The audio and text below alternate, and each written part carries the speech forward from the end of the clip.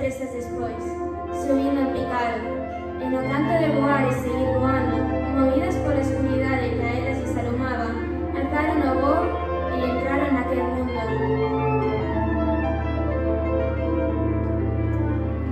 Ali a rosa florecía, a pomba revoloteaba, lúa poníase polas noites as súas mellores galas, que a oprimían e non lle deixaban respirar a soidade.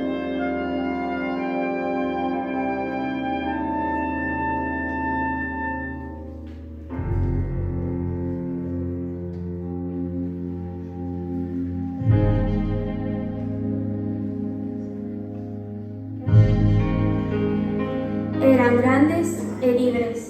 A pomba voaba sen sentirse soa. A rosa brillaba coa lúa. Sucedíanse os luxos e Gala facía acto de presenza. Soidade non tiña paredes as que contarlle os seus segredos.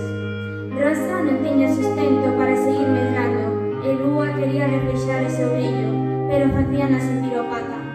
Mais iso era a perfección, a súa percepción da perfección, non a delas. Ali a rosa non florecía e a pomba esquecera como mover as as. As noites eran moito máis escuras e xa nada resplandecía. Ela xa non era ela, e viceversa, e non medraba, e non reflectía, e non alumaba, e non planeaba, non voaba, non cantaba, non lucía, non buscaba, non atopaba, non se tiña un pé, e quitaranlle todas as paredes as que agarrarse. Que liberdade!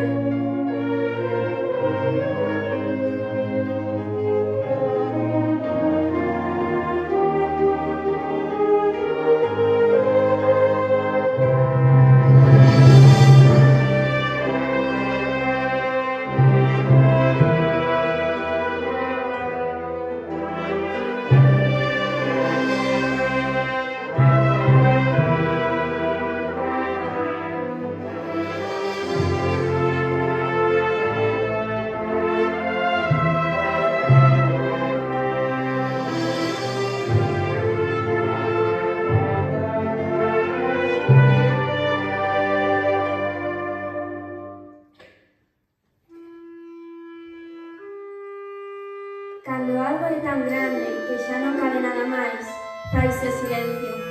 Páranse os astros, páranse a flora e a fauna, páranse e abren os ollos.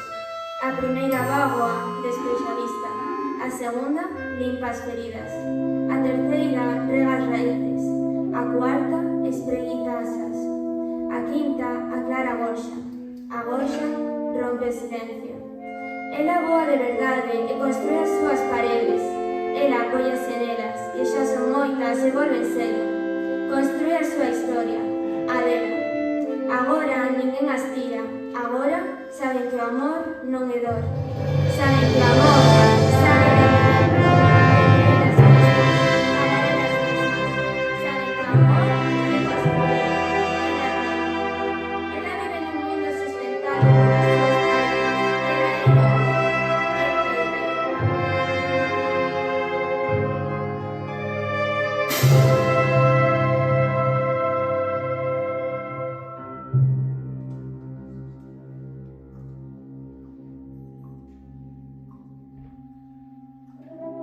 Que ninguén se quite nunca as paredes, convencéndote de que así serás libre.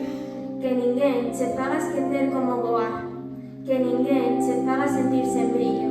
Delas a elas, búscaas, construeas, constrúete.